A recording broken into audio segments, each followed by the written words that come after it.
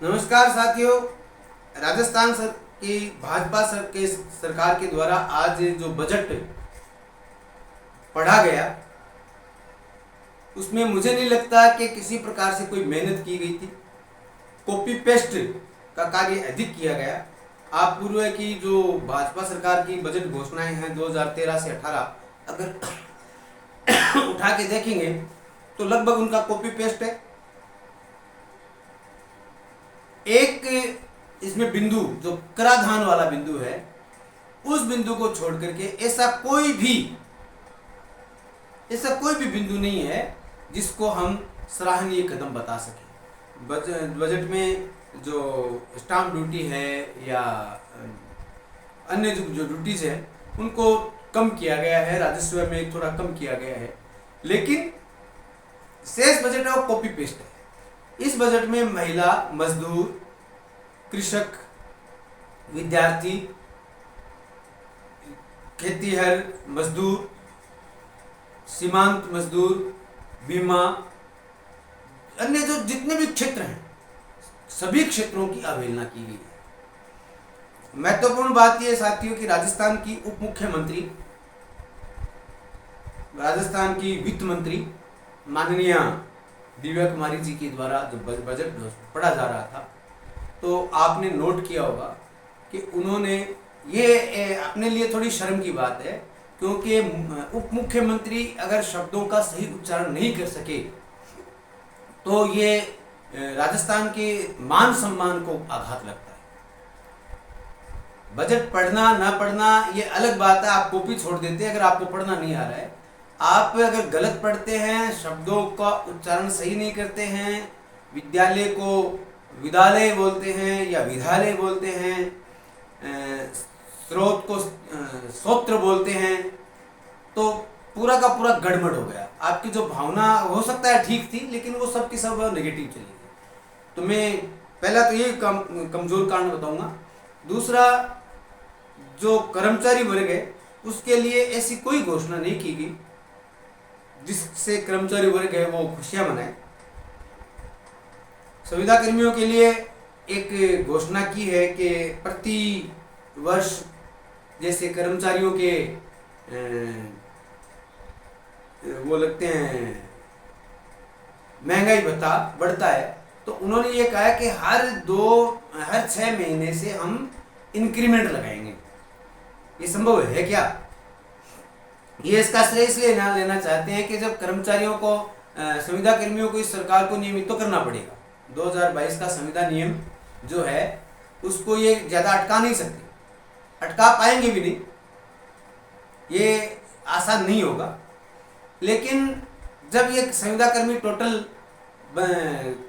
नियमित कर्मचारी बन जाएंगे तो इनको डीए जो हर जुलाई और जनवरी में दिया जाता है वो डीए देना होगा।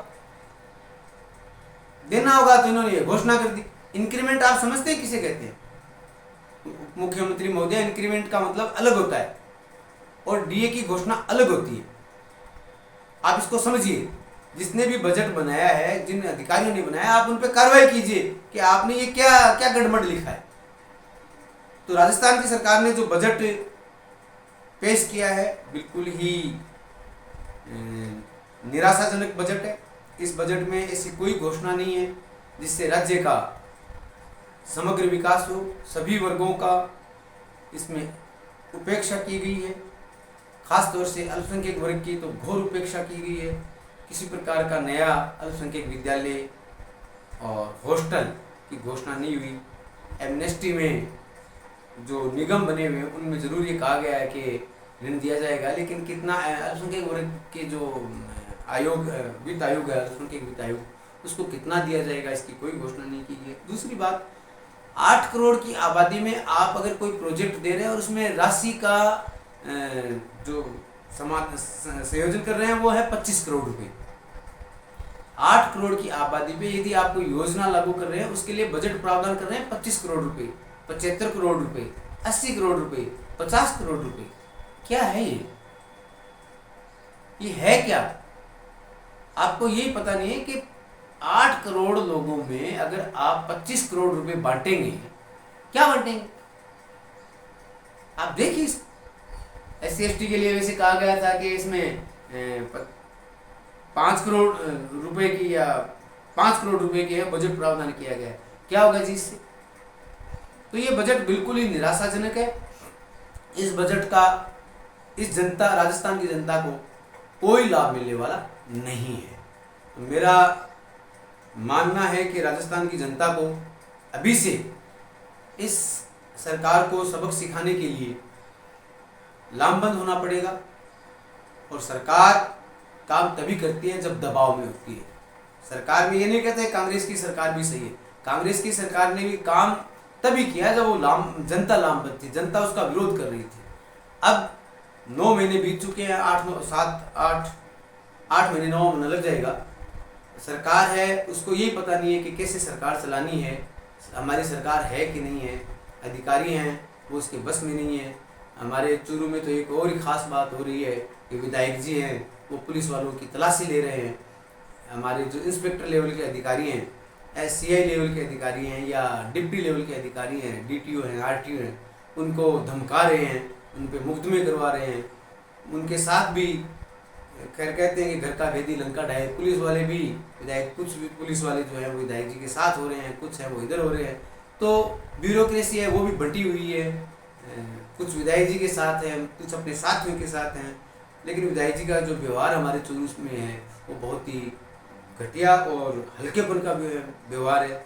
इससे उनको छुटकारा पाना चाहिए और एक जनप्रतिनिधि की तरह व्यवहार करना चाहिए। मैं भजन लाल जी से निवेदन करूंगा कि आप इस बजट को रिव्यू करें